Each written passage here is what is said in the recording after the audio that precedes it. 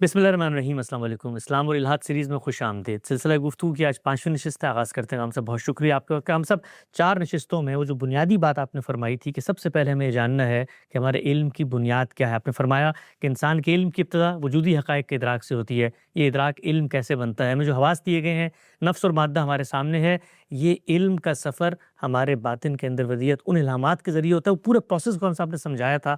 ये 4 नशिस्तों में हमने ये तो जान लिया कि वजूदी हक़ाइक़ सामने कैसे आते हैं, हमारे इल्म की बुनियाद कैसे बनते हैं, हमें यकीन और इज़ान कैसे हासिल होता है। ये बताइएगा कि अब आगे का क्या मरहला है?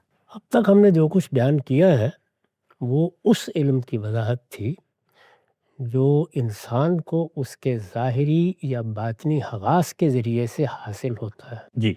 इसका नतीजा वही हकीकत है जिसको हमारे इल्म की रवायत में इस तरह बयान किया जाता है कि इन्ना हकायकल अशियाए साबिता वल इल्म बिहा मुतहक्कक। जी। अशिया के हकायक साबित हैं, उनके बारे में कोई तरद्दुद नहीं होना चाहिए, उनका इल्म हर लिहाज से कतई है, उसमें तशकीक की गुंजाइश नहीं होती। ठीक। इसके बाद अब हम ये देखेंगे कि क्या इंसान की अक्ल इन वजूदी हकायक पर काने हो जाती है, हुँ। यानी उसके गिरदो पेश में जो कुछ है और उसके बातिन में जो चीज़ें पैदा होती हैं, जब वो उनका इदराक हासिल कर लेती है और उनको इल्म में तब्दील कर लेती है, तो क्या उसी जगह रुक जाती है? हुँ। ये गौर करके देखिए, ऐसा हरगिज़ नहीं होता। ठीक। इस मरहले पर पहुंचने के बाद आमी हो या आरिफ, वो पै दर पै सवालात उठाता है। हुँ। यानी बाज़ औक़ात वो सवालात दूसरों के सामने रखे जाते हैं, बाज़ औक़ात अपनी ही ज़ात से किए जाते हैं। ठीक। ये क्या है? ये कैसे है? ज़ाहिर है क्या है का मतलब क्या है कि माहियत मालूम होनी चाहिए, हुँ। हकीकत मालूम होनी चाहिए। ये कैसे है? इसने अगर ये सूरत इख्तियार की है तो किस तरह से इख्तियार की है? ज़ाहिर है कि जब मज़ाहिर सामने आते हैं तो वो एक सूरत में सामने आते हैं। ये कैसे का सवाल पैदा कर देते हैं। और इसी तरह इंसान गायत से भी अपने आप को अलग नहीं कर सकता। वो पूछता है कि ये सब क्यों है? हुँ। ये वो सवालात हैं जो अगले मरहले की तरफ बढ़ने का ज़रिया बनते हैं। अच्छा। गौर करके देखिए तो ये सवालात हर शख्स कर रहा है। हुँ। यानी हम धुआं उठता अचानक देखें तो फ़ौरन सवाल पैदा होता है कि इसका बायस क्या चीज़ बन रही है, ठीक। इसके पीछे क्या है। हम ये सवालात अपने गिरदो पेश के मामलात के बारे में करते हैं, जो चीज़ें हमारे इल्म में आती हैं उनके बारे में करते हैं, जो मज़ाहिर हमारे तजुर्बे या मुशाहिदे का हिस्सा बनते हैं उनके बारे में करते हैं। इनका बिलअमूम हमको उसी हवास की गिरफ्त में जो दुनिया है उसमें जवाब मिल जाता है। हुँ। यानी हम उठे और हमने जाके देख लिया कि धुआं इसलिए उठ रहा था कि वहाँ आग जल रही थी, ठीक। या ये कि वहाँ से कोई पुरानी तर्ज का गाड़ी का इंजन गुजर रहा था। हुँ। तो हमें मालूम हो गया। इस तरह के सवालात के जवाबात हमें मिलते रहते हैं ठीक। और ये उसी दुनिया में मिल जाते हैं, यानी वजूदी हकायकी में मिल जाते हैं। लेकिन कभी कभी ऐसा होता है कि जवाब नहीं मिलता। हुँ। यानी हमारे सामने सवाल होता है लेकिन उसका जवाब हमें उन चीज़ों में नहीं मिलता जो हमारे ज़ाहिरी या बातनी हवास की गिरफ्त में है या ज़ाहिरी और बातनी हवास की रसाई में है। हुँ। उन तक हम अपने ज़ाहिरी या बातनी हवास के ज़रिए से पहुंच सकते हैं या उनका इल्म हवास के ज़रिए से हमको हासिल हो सकता है। ठीक। वहाँ हमें इनका जवाब नहीं मिलता। हुँ। मैं इसकी 2 मिसालें आपकी खिदमत में अर्ज़ करूँगा। न्यूटन की शुरा आफाक मिसाल है। वो अपने घर के सामने बाग में एक सेब के दरख्त को देखता है, जी। उससे सेब गिरा है। हुँ। सेब भी एक वजूदी हकीकत है, वो पहले से जानता है, देख चुका है, मैं भी जानता हूँ, आप भी जानते हैं। सेब का दरख्त भी, उसका गिरना भी कोई ऐसी चीज़ नहीं जो पहली मर्तबा न्यूटन ही के मुशाहिदे में आया हो। हुँ। लेकिन सवाल पैदा हुआ है और वो सवाल क्या है कि ये सेब नीचे ही क्यों गिरा है, हुँ। ऊपर क्यों नहीं चला गया, ठीक। दाएं और बाएं क्यों नहीं चला गया। हुँ। ये सवाल है जिसका जवाब अगर वो दाएं देखे बाएं देखे वजूदी हकायक का जिस हद तक भी जाकर मुताला करे नहीं मिलता। ठीक। इसका उसने एक जवाब दिया है। उस जवाब पर भी गौर करके देख लीजिए, अगरचे उस पर बहुत बड़े पैमाने पर इस वक्त इत्तेफाक है, हुँ।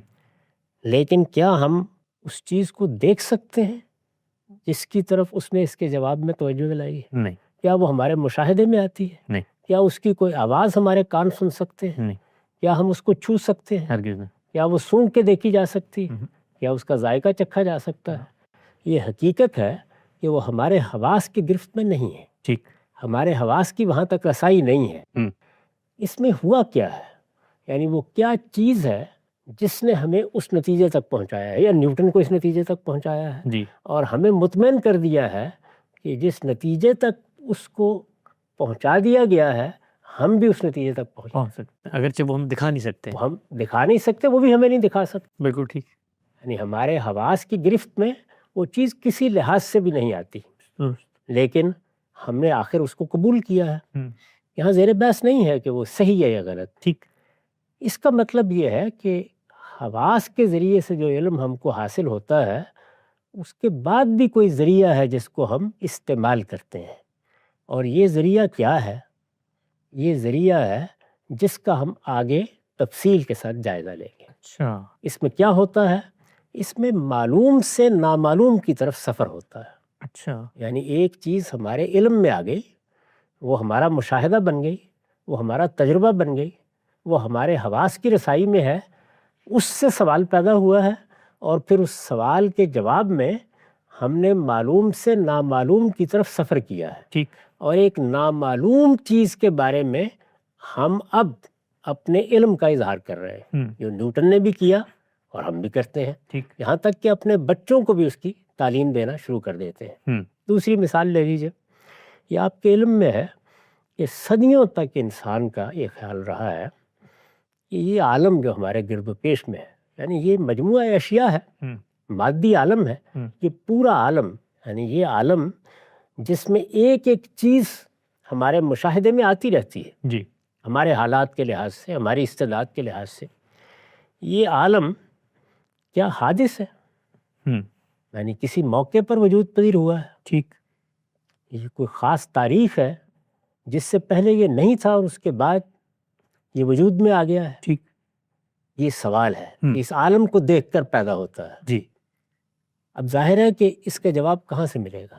ہم، انسان نے جو کچھ وہ کہہ سکتا تھا اس کے بارے میں کہا ہے، اور آپ دیکھ لیجئے کہ یہ کوئی معمولی لوگوں نے نہیں کہا، یہ ارسطو افلاطون نے کہا ہے، یہ بڑے فلسفیوں نے کہا ہے، یہ سینکڑوں سال تک لوگوں کا عقیدہ رہا ہے، ہم، یہاں تک کہ نیوٹن بھی اس کو مانتا تھا ہم، کہ یہ عالم قدیم ہے، یعنی شروع سے ہمیشہ ازل سے ہے، ٹھیک، کبھی ابتدا نہیں ہوئی اس کی۔ پاسٹ اٹرنل ہے، ہم، یعنی ایسا کوئی زمانہ نہیں جس میں یہ نہ ہو، ہم، اسی طرح سے چلا آ رہا ہے۔ ظاہر ہے کہ یہ ایک نقطہ نظر ہے نا بالکل جو ٹھیک قائم کیا گیا، جی نہ ازل کو کسی نے دیکھا تھا، اور نہ اگر اس کے جواب میں کوئی کہتا کہ یہ حادث ہے تو وہ دکھا سکتا تھا کہ فلاں دن یہ وجود پذیر ہو گیا ہے۔ تو پھر کیا ہوا؟ تو یہ ہوا کہ ہم نے ایک بڑی دوربین ایجاد کر لی۔ ہبل کی دوربین نے پہلی مرتبہ 1929 میں یہ مشاہدہ کیا کہ کہکشانیں دور ہوتی چلی جا رہی ہیں۔ ہم، اس سے یہ حقیقت واضح ہوئی کہ یہ عالم ساکن نہیں ہے، یہ ایک جگہ کھڑا ہوا نہیں ہے، ایکسپینڈ کر رہا ہے۔ یہ وسعت پذیر ہے۔ ہم، جیسے ہی یہ بات علم میں آ گئی تو ظاہر ہے کہ اس کا ایک نتیجہ ہے، وہ نتیجہ وہی عقل نکالتی ہے۔ ہم، اس نے نامعلوم کی طرف سفر کیا ہے، اور پھر ریاضیاتی طریقے سے بتانے میں کامیاب ہو گئی کہ یہ اتنے ارب سال پہلے وجود میں ہے۔ جو ایکسپینشن کو جب reverse وہی کرتے ہیں۔ عالم جو سب کے نزدیک قدیم تھا وہ اب حادث ہو گیا۔ ٹھیک۔ وہ ایک الگ بحث ہے کہ وہ جب وجود میں آیا تو اس وقت مادہ کس صورت میں ٹھیک تھا یا نہیں تھا، بالکل صحیح، لیکن بہرحال اب کوئی یہ کہنے کی جسارت نہیں کرتا کہ یہ قدیم ہے، یعنی اپنی اس صورت کے لحاظ سے یہ ازلی ہے، ہم، یہ پاسٹ اٹرنل ہے، ٹھیک۔ اب کوئی یہ کہنے کی جسارت نہیں کرتا۔ اس میں کس ذریعے علم نے کام کیا ہے یا جا کے دیکھ لیا گیا ہے؟ نہیں اگر آپ غور کریں تو یہ وہی نامعلوم کی طرف سفر کے لیے ایک دوسرا ذریعہ استعمال ہوا ہے۔ ہم، اگر اس کی ضرورت، یہ کیسے استعمال ہوتا ہے، کہاں سے ہوتا ہے، وہ کیا سوالات ہیں جو ہمیں مجبور کر دیتے ہیں کہ ہم اس ذریعے کی طرف بڑھے، عقل انسانی میں وہ کیا داعیات ہے یہ بات واضح ہو گئی تو اب میں آپ کو یہ بتاؤں گا کہ میں نے اس کو کیسے بیان کیا۔ نقطہ بالکل واضح ہوا۔ اچھا کام صاحب یہ بتائیے گا کہ جو پہلا مرحلہ تھا ہمارے علم کی بنیاد، اس کی جو حقیقت تھی وہ حواس پر قائم تھی، یعنی حواس کے ذریعے میں اشیاء کا ادراک حاصل کرتا تھا، شے ہے اس میں قوت کا ظہور ہے، وہ میری گرفت میں آتا تھا، اس سے وجودی حقائق بنتے تھے۔ تو یہاں تک تو علم بالحواس ہے۔ ابھی جو اگلی بنیاد آ رہی ہے یہ اس سے ماورا، چونکہ آپ نے پیچھے کہا تھا کہ یہاں تک جو عقل کام کرتی ہے وہ تو محکوم محض ہے، حواس جو کچھ اس کو دے رہے ہیں وہ اس کو ماننے پر مجبور ہے۔ تو اب جو اگلا مرحلہ ہے اس میں پھر عقل اپنی ذات میں کوئی جوہر بنتی ہے، یعنی اگلا کام وہ عقل کے ذریعے ہوگا، وہ حواس والا کام یہاں تک ہو گیا پورا۔ اس سے پہلے کیا تھا، ہمارے پاس جو الہامات ہیں ان کا خارج سے تعلق پیدا ہو جاتا تھا، جی یا نفس سے تعلق پیدا ہو جاتا تھا، ہم، اور پھر عقل فرق کو امتیاز کا حکم لگاتی تھی، بالکل ٹھیک۔ ان کو نام دے دیتی تھی۔ ہم، اس کے نتیجے میں ان سب چیزوں کا فہم پیدا ہوتا، انڈرسٹینڈنگ پیدا ہوتی، ٹھیک، اور وہ چیز ہمارا علم بن جاتی۔ صحیح۔ اب ایک دوسری نوعیت کا کام اس نے کیا ہے، وہ دوسری نوعیت کا کام کیا ہے اسی کے بارے میں نے عرض کیا کہ اب میں اس کی وضاحت کروں۔ جی بسم اللہ۔ میں نے لکھا ہے، وجودی حقائق پر ہمارے یقین کے یہی مبادی ہمارے علم کی بنیاد ہے۔ ٹھیک، وہ مبادی جو ہم نے پیچھے بیان 7 کے قریب۔ 7 نکات کی صورت میں بیان کر دیے گئے ہیں۔ وجودی حقائق پر ہمارے یقین کے یہی مبادی ہمارے علم کی بنیاد ہے، یعنی علم وہاں سے شروع ہوتا ہے، اس کی عمارت وہاں سے تعمیر ہونا شروع ہوتی ہے۔ انسان کی عقل جب ان حقائق کا ادراک کر لیتی اور ان کا علم اس کے لیے متحقق ہو جاتا ہے، یہی وہ عمل ہے جس کی ہم نے وضاحت کی ہے۔ جی یعنی عقل پہلے ادراک کرتی ہے، پھر اس کے بعد اس کے باطن کے الہامات اس ادراک کو علم میں تبدیل کرتی۔ اور یقین اور رضان حاصل کرتی۔ انسان کی عقل جب ان حقائق کا ادراک کر لیتی اور ان کا علم اس کے لیے متحقق ہو جاتا ہے تو اس سے آگے وہ معلوم سے نامعلوم تک پہنچنے کا سفر شروع کر دیتی۔ ہم، یہ دونوں مثالیں میں نے آپ کے سامنے رکھی۔ یہ کیا ہے؟ معلوم سے نامعلوم تک پہنچنے کا سفر۔ ہم، عام آدمی کی زندگی کی جو مثال میں نے دی وہ تو ہماری روزمرہ کی مثالوں میں سے ہے۔ جی یعنی کسی چیز کے بارے میں سوال پیدا ہوا ہے، وہ سوال یہی ہوتا ہے کہ دھواں ہم نے دیکھ لیا، اس کا ماخذ کیا ہے، ہم، اس کا منبع کیا ہے، اس کا باعث کیا چیز بن رہی ہے، وہ ہمارے سامنے نہیں ہوتی۔ لیکن وہاں جب ہم تحقیق کرتے ہیں تو ہم اس چیز تک اسی دنیا میں پہنچ جاتے ہیں، ٹھیک ہے، حواس کے ذریعے پہنچ جاتا۔ حواس ہی کے ذریعے سے پہنچ جاتے ہیں۔ آپ نے جا کر دیکھ لیا، میں نے دیکھ لیا، کسی دیکھنے والے نے آ کر بتا دیا۔ ہم، جو چیز ہمارے علم کے حدود سے ماورا ہو جاتی ہے، یعنی وہ علم جو حواس کے ذریعے سے حاصل ہوتا ہے جی اس سے ماورا ہو جاتی ہے، وہ ظاہر ہے کہ انسان کی عقل کلی کی سطح پر اس کے لیے نامعلوم ہے۔ ہم، نامعلوم تک پہنچنے کی صلاحیت بھی فاطر فطرت نے عقل کو دے رکھی، عقل کلی سے کیا مراد ہم سے؟ یعنی میری آپ کی تنہا عقل نہیں، ہم، بلکہ وہ عقل جو بحیثیت مجموعی انسان کی عقل ہے۔ اچھا ٹھیک تو ہو۔ انسان کی عقل جس طرح میں نے پہلے عرض کیا کہ وہ کانے نہیں رہتی، سوالات پیدا کر دیتی، ٹھیک ہے، مطمئن نہیں ہوتی۔ بالکل اسی طرح اس سے آگے بڑھ کر اس میں یہ صلاحیت رکھی گئی ہے کہ وہ صرف معلوم ہی کا فہم پیدا نہیں کرتی، وہ نامعلوم کو بھی گرفت میں لینے کی کوشش کرتی ہے۔ ٹھیک، نامعلوم کو جب وہ گرفت میں لینے کی کوشش کرتی ہے یا اس کی طرف جانا چاہتی ہے تو وہ کیا کرتی ہے؟ وہ استدلال کرتی ہے۔ اچھا، یعنی اس سے پہلے کیا تھا؟ ادراک جس کو ہم علم میں تبدیل کرتے تھے، ہم، وہ استدلال کرتی ہے، یعنی ریزننگ کرتی ہے۔ اب منطق وجود میں آئے گی، اب وہ علم وجود میں آئے گا جس میں ہم بحث و نظر کے ذریعے سے نتیجے تک پہنچتے ہیں، ٹھیک، جس میں مقدمات کی ترتیب ہوتی ہے اور پھر نتیجہ نکال لیا جاتا ہے۔ ہم، اس کو ہم سادہ لفظوں میں کہتے ہیں ریزننگ، استدلال۔ ٹھیک، انسان کی عقل جب ان حقائق کا ادراک کر لیتی اور ان کا علم اس کے لیے متحقق ہو جاتا ہے تو اس سے آگے وہ معلوم سے نامعلوم تک پہنچنے کا سفر شروع کر دیتی ہے۔ اسی کو استدلال کہا جاتا ہے۔ ادراک کے بعد یہ علم کا دوسرا ذریعہ ہے، اچھا، یعنی وہ پہلا ذریعہ تھا، یہ دوسرا ذریعہ ہے۔ ہم، اگر آپ غور کر کے دیکھیں تو انسان کا علم اصلاً انہی دو ذرائع پر مبنی ہے، ہم، یعنی وہ چیز جو ہمارے ادراک میں آ گئی، علم بالحواس، وہ بنیاد بن گیا، وہاں بحث کی گنجائش نہیں ہوتی، بالکل ٹھیک، وجودی ہے۔ وہاں پر کوئی استدلال نہیں کرتے ہم۔ ہم، وہاں میں نے عرض کیا تھا کہ آفتاب آمد دلیل آفتاب ہوتا ہے، مجبور ہے ہم ماننے۔ لیکن یہاں صورتحال یہ نہیں ہے۔ ہم، یہاں جو چیز ہے وہ ہم دکھا نہیں سکتے، یہاں معلوم سے ہمیں نامعلوم کی طرف جانا ہے. ٹھیک. اس نامعلوم تک پہنچنے کا ذریعہ کیا ہے؟ ریزننگ، استدلال. اسی کو عقل نظری بھی کہا جاتا ہے. اچھا. اسی کو استدلال کہا جاتا ہے. ادراک کے بعد یہ علم کا دوسرا ذریعہ ہے. یہ استدلال جب انسان کی شعوری ساخت میں موجود اس علم کے حقائق کو بنائے استدلال بنا کر کیا جاتا ہے، یعنی ہماری شعوری ساخت کے اندر استدلال کی وہ بنیاد بھی ودیت کر دی گئی ہے. اچھا. جس طریقے سے وہاں ہم نے الہامات کا ذکر کیا، یہ بھی اسی طرح من جملہ الہامات ہے. یعنی آخر استدلال کرنا ہے تو استدلال کے لیے کوئی آلہ ہونا چاہیے. ایگزیکٹلی. ہاں. اس طرح ہمارے پاس حواس تھے، وہ آلات کی حیثیت سے ادراک کا ذریعہ بنے اور پھر باطنی الہامات نے ان کو علم میں تبدیل کیا. تو یہاں پر بھی کوئی چیز ہوگی جو بنا بنے گی، پوٹینشیل رکھے گی، بنیاد بنے گی، جس کو ہم بنائے استدلال بنائیں گے. وہ کیا چیز ہے؟ یہ استدلال جب انسان کی شعوری ساخت میں موجود، یعنی وہ گویا وہ چیز ہے جو پیوست ہے، وہ شعوری ساخت کے اندر موجود ہے، وہ کوئی باہر سے گئی ہوئی چیز نہیں ہے، وہ کوئی تجربے سے حاصل ہونے والی چیز نہیں ہے.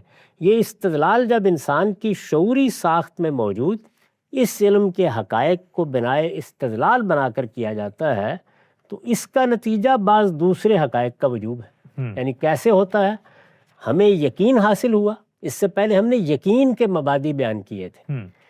ہمارے پاس وہ چیز موجود ہے کہ جس وقت اس چیز کی بنیاد پر ہم معلوم سے نامعلوم کا سفر کرنا چاہتے ہیں تو کچھ ایسے حقائق ہمارے اندر ودیت کر دیے گئے ہیں جو بنائے استدلال بنتے ہیں، اور جس طرح یہ چیز یقین کا ذریعہ تھی جو معلوم تھی، وہ اس نامعلوم کو بھی یقینی بنا دیتے ہیں. اچھا. یعنی وہ وجوب کا ذریعہ بن جاتے ہیں. تو اس کا نتیجہ بعض دوسرے حقائق کا وجوب ہے. جیسے یہ میں نے اب بتایا ہے کہ وہ کیا چیز ہے. ٹھیک. جیسے اثر ہے تو مؤثر بھی ہے. یعنی اگر آثار کو ہم دیکھیں گے تو انسان کے شعور کی ساخت وہاں کھڑی نہیں ہو جائے گی، وہ لازم کر دے گی کہ مؤثر ہے. مؤثر کے بغیر اثر پیدا نہیں ہو سکتا. ٹھیک. جیسے اثر ہے تو مؤثر بھی ہے، اور فعل ہے تو فاعل بھی ہے. یعنی اگر کسی فعل کا صدور ہو رہا ہے، ہم نے پہلے بیان کیا تھا وہ چیزیں کیا ہیں جو ہمارے علم کا موضوع بنتی ہیں. وہ نفس ہے، وہ مادہ ہے. ان کے مظاہر کیا تھے؟ شے، اس میں قوت کا ظہور. قوت کا ظہور جب ہوگا تو فعل میں تبدیل ہو جائے گا. یعنی اس کو ہم فعل سے تعبیر کرتے ہیں. ٹھیک. جیسے اثر ہے تو مؤثر بھی ہے، اور فعل ہے تو فاعل بھی ہے. یا فعل میں جن صفات کا ظہور ہوا ہے وہ فاعل میں بھی لازماً ہونی چاہیے. ٹھیک. یعنی جب فعل کو ہر حال میں فاعل سے صادر ہونا ہے تو فاعل میں وہ چیز موجود ہوگی، تو جو چیز اس سے صادر ہوئی ہے اس میں اس کا ظہور ہو جائے. یعنی شے ہوگی تو قوت کا ظہور ہوگا نا. تو یہ جو چیزیں ہیں یہ گویا ایک قاعدے کی حیثیت سے، ایک کلیے کی حیثیت سے ہمارے اندر ڈال دی گئی ہیں. ٹھیک. یہ وہ باطنی الہام ہے جس کو آپ بنیادی مقولے کی حیثیت سے پیش کر سکتے ہیں. صحیح. اس کے بغیر کوئی استدلال نہیں ہوتا، اور استدلال جب اس کی بنیاد پر ہوتا ہے اور یہیں تک رہتا ہے تو وہ نتیجے کو واجب کر دیتا ہے. گویا یقین سے یقین تک کا سفر ہوتا ہے. ٹھیک. یہ استدلال جب انسان کی شعوری ساخت میں موجود اس علم کے حقائق کو بنائے استدلال بنا کر کیا جاتا ہے تو اس کا نتیجہ بعض دوسرے حقائق کا وجوب ہے. جیسے اثر ہے تو مؤثر بھی ہے، اور فعل ہے تو فاعل بھی ہے. یا فعل میں جن صفات کا ظہور ہوا ہے وہ فاعل میں بھی لازماً ہونی چاہیے. اور جب متخیلے کی بنیاد پر کیا جاتا ہے، متخیلے کی بنیاد پر ہم کب کرتے ہیں؟ متخیلے کی بنیاد پر ہم اس وقت کرتے ہیں جب ہم پھر یہ جاننا چاہتے ہیں کہ فعل تو ہم نے دیکھ لیا تھا، جی. فاعل ہے، فاعل کون ہے؟ نظر نہیں آ رہا. ہم نے اثر دیکھ لیا تھا، اس کا مؤثر ہونا چاہیے. یعنی یہاں تک وجود تھا. جی. اثر ہے تو مؤثر بھی ہے، فعل ہے تو فاعل بھی ہے. لیکن مؤثر کون ہے؟ کون ہے یا فاعل کون ہے؟ ٹھیک. یہ جب نظر نہیں آتا، یہ جب گرفت میں نہیں آتا تو ہم کیا کرتے ہیں؟ ہم یہ کرتے ہیں کہ پھر اس میں عقلی امکانات پیدا کرتے ہیں. اچھا. یعنی یہ بھی ہو سکتا ہے، یہ بھی ہو سکتا ہے. اسی سادہ مثال کو لے لیجیے ہم یہ کہتے ہیں کہ یہ بھی ہو سکتا ہے کہ وہاں آگ جل رہی ہو، یہ بھی ہو سکتا ہے کہ غبار اٹھا ہو اور دور سے دھوئیں کی طرح نظر آ رہا ہو، ٹھیک اور یہ بھی ہو سکتا ہے کہ وہاں سے کوئی گاڑی کا پرانا انجن گزر رہا ہو، اس کا دھواں دیکھ رہے ہیں۔ ٹھیک یعنی یہ مختلف عقلی امکانات ہیں۔ یہ کیسے پیدا ہوتے ہیں؟ یعنی عقل نے اس سے پہلے جو کچھ حاصل کیا ہوتا ہے ان تجربات کی بنیاد پر وہ یہ امکانات پیدا کر دیتی ہے، ٹھیک اور جب وہ یہ امکانات پیدا کر دیتی ہے تو ہمارے پاس جو خیال کی قوت ہے وہ ان امکانات کو پیدا کرنے کے بعد اس کو ہمارے حوالے کر کے اب یہ کہتی ہے کہ استدلال کرو اور جاننے کی کوشش کرو۔ ٹھیک تو جب متخیلے کی بنیاد پر ہم گفتگو کرتے ہیں اس دائرے میں آ کر، یعنی استدلال کیا ہم نے، بنیادی حقیقت واضح ہو گئی۔ بنیادی حقیقت کیا تھی؟ یعنی یہ اثر ہے، اس لیے مؤثر بھی لازماً ہے، اور فعل کی وجہ سے لازماً ہے، وہاں تک وجوب تھا، ٹھیک لیکن آگے اب فاعل کون ہے اور مؤثر کون ہے اس میں ہم نے اپنے تخیل سے کام لیا اور عقلی امکانات بیان کر دیے۔ ٹھیک اور جب متخیلے کی بنا پر کیا جاتا ہے تو علم کی نئی دنیاؤں کے امکانات کا دفتر کھول دیتا ہے۔ یعنی اب کیا ہوتا ہے؟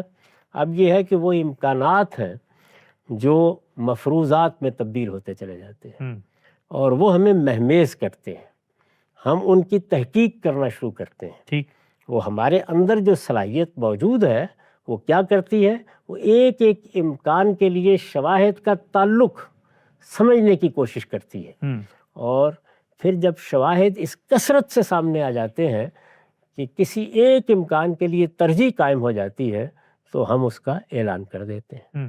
اس کو بھی ایک مثال سمجھیے۔ جی ہم کسی ٹرین میں بیٹھے ہوتے ہیں، یہ یاد ہوگا کہ بارہا ایسا ہوتا تھا کہ دو ٹرینیں ایک ہی جگہ ہیں جی اور کھڑی ہیں، ان میں سے کوئی ایک ٹرین حرکت میں آ جاتی ہے، جی تو وہاں دیکھیے دو امکانات پیدا ہو جاتے ہیں، عقل پیدا کر دیتی ہے۔ جی ہاں یہ بھی ہو سکتا ہے کہ ہماری ٹرین حرکت کر رہی ہو، اور یہ بھی ہو سکتا ہے کہ دوسری ٹرین حرکت۔ یعنی حواس کے ادراک میں ہی ہم پیدا ہو جاتا ہے ایک طرح سے۔ ظاہر ہے کہ یہ دو امکانات پیدا ہو جاتے ہیں، جی یہ اس نے اپنے تجربے کی بنیاد پر کیے ہیں۔ جی جب یہ امکانات پیدا ہو جاتے ہیں تو اب تحقیق کی ضرورت ہوتی ہے۔ کہ ہماری ٹرین چل رہی ہے کہ وہ ہل رہی ہے۔ ہوتا کیا ہے؟ یعنی یا تو کوئی ایسی چیز ہمارے علم میں آ جاتی ہے جو دلالت کر دیتی ہے کہ ہماری ہی ٹرین چل رہی ہے، یا دوسری ٹرین چل رہی ہے، اور یا یہ ہے کہ ہم کھڑکی سے سر باہر نکالتے ہوئے دیکھ لیتے ہیں، بالکل صحیح ایسے ہی ہوتا ہے۔ جی تو امکانات کیسے پیدا ہوتے ہیں یہ اس کو میں نے واضح کرنے کی کوشش کی۔ جب یہ امکانات پیدا ہوتے ہیں تو کیا ہوتا ہے؟ اور جب متخیلے کی بنا پر کیا جاتا ہے تو علم کی نئی دنیاؤں کے امکانات کا دفتر کھول دیتا ہے۔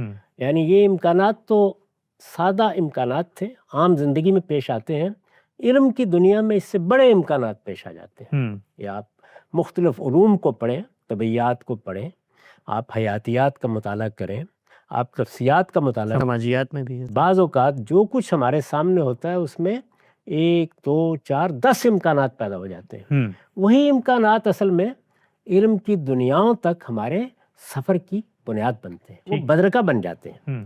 تو علم کی نئی دنیاؤں کے امکانات کا دفتر کھول دیتا ہے علم کے مفروضات۔ اب یہاں ہم کیا کرتے ہیں؟ ہم مفروضات قائم کرتے ہیں۔ یہ مفروضہ تھا نا کہ ہماری ٹرین حرکت کر رہی ہے، ایک دوسرا مفروضہ یہ ہے نہیں دوسری ٹرین حرکت کر رہی ہے۔ علم کے مفروضات، خواہ وہ نفسی علوم ہوں یا سائنس اور عمرانیات، سب اسی سے پیدا ہوتے اور رد و قبول کے مراحل سے گزرتے ہیں۔ اچھا، ایک پروسیس ہوتا ہے۔ یعنی ایسا بھی ہوتا ہے کہ ہمارے سامنے شواہد آتے ہیں اور ان کی بنیاد پر ہم کوئی ایک ترجیح قائم کر لیتے ہیں، پھر دوسرے شواہد سامنے آ جاتے ہیں، معلوم ہوتا ہے کہ ہم نے جو ترجیح قائم کی تھی وہ صحیح نہیں تھی، پھر ہم پہلی بات کو رد کر دیتے ہیں اور دوسری کے شواہد جمع کرنا شروع کر دیتے ہیں۔ اور ایسا بھی ہوتا ہے کہ ایک لمبے سفر کے بعد شواہد کی اتنی کثرت ہو جاتی ہے کہ کسی علم میں وہ چیز ایک واقعہ، ایک حقیقت بن کے سامنے آ جاتی ہے۔ اگر آپ غور کیجئے تو یہ کیا ہے؟ یہ یقین کی طرف کا سفر ہے۔ سفر بالکل ٹھیک۔ وجودی حقائق میں بھی ہم نے وہ مبادی سمجھنے کی کوشش کی کہ وہ یقین کیسے پیدا ہوتا ہے۔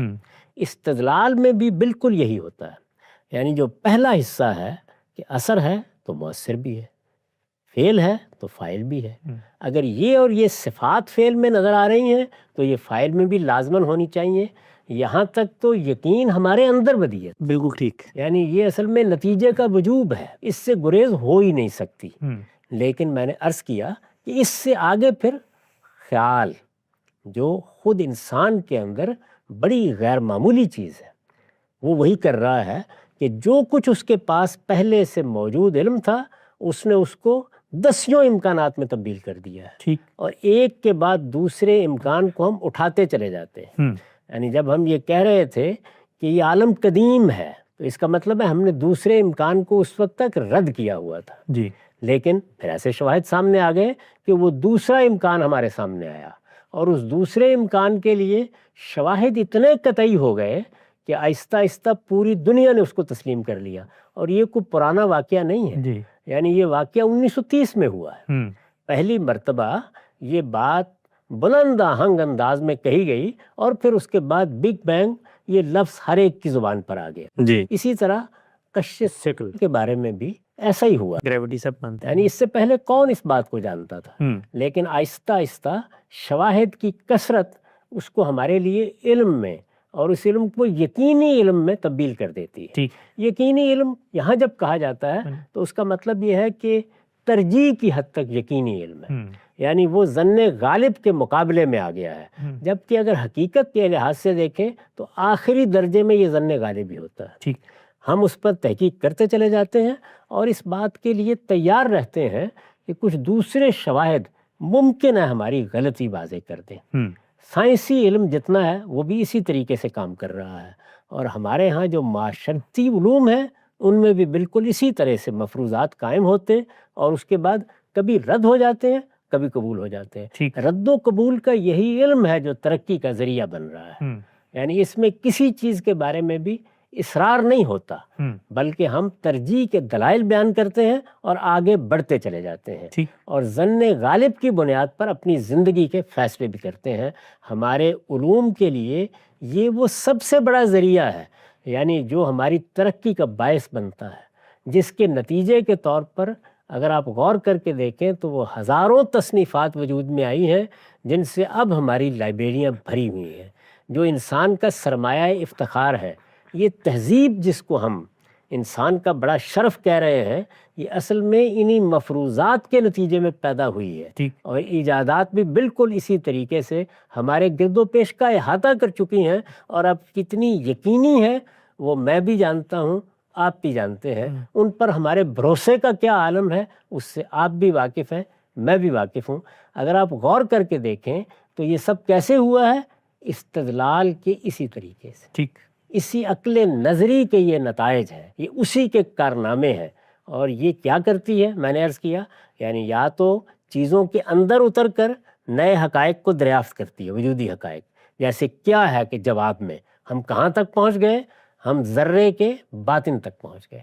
یعنی ہمیں اندازہ ہو گیا کہ یہ پورا عالم جو ہمارے سامنے ہے، یہ اگر مجموعہ ذرات ہے تو ایک ذرے کے اندر کیا دنیا ہے. وہاں تک ہم پہنچ گئے، اور وہاں پہنچنے کے بعد ہمیں اندازہ ہوا کہ وہ پھر ہماری گرفت میں نہیں آتا. تو اس کو بھی ایک نام دیا، وہ بھی ہمارے حواس کی گرفت میں نہیں آ رہا. آثار کی بنیاد پر ہم نے اس کی تصویریں بنا لی. یعنی آثار اور شواہد، یہی معاملہ ہم ہر مرحلے پر کرتے ہیں، کیا میں بھی، کیسے میں بھی، اور کیوں میں بھی. ہمارے تمام علوم اس طرح سے پیدا ہوتے ہیں. پہلا ذریعہ علم کیا ہے؟ حواس. اور دوسرا ذریعہ علم کیا ہے؟ استدلال. پہلے ذریعہ علم کو ہم کہتے ہیں عام زبان میں تجربہ اور مشاہدہ. وہ چیزیں گویا ہماری گرفت میں ہیں، ہمارے حواس کی رسائی میں ہے. اور یہاں کیا ہے؟ ہم استدلال کریں گے، ریزننگ کریں گے، منطقی طریقے سے نتیجہ نکالیں گے، مقدمات ترتیب دیں گے، اور اس کے بعد یہ کہیں گے کہ اگر یہ اور یہ بات ہے تو اس کا یہی نتیجہ ہونا چاہیے. نقطہ بالکل واضح ہوگا. ہم سب اسلام اور الحاد کی بحث میں مذہب کا مقدمہ کیا ہے اس کی ابتدا ہم نے کی کہ علم کی بنیاد انسان کے یہاں کیا ہوتی ہے. دو صورتیں سامنے آتی ہیں، ہم سب نے بڑی تفصیل سے اس کی تحلیل کی. اس پوری پیشکش کے اوپر اب تک جو سوالات پیدا ہوتے ہیں ہم سب سے پوچھیں گے اور پھر گفتگو کو آگے بڑھائیں گے. وقت یہاں پہ ختم ہوتا ہے، دوبارہ حاضر خدمت ہوں گے. اب تک آپ کا بہت شکریہ.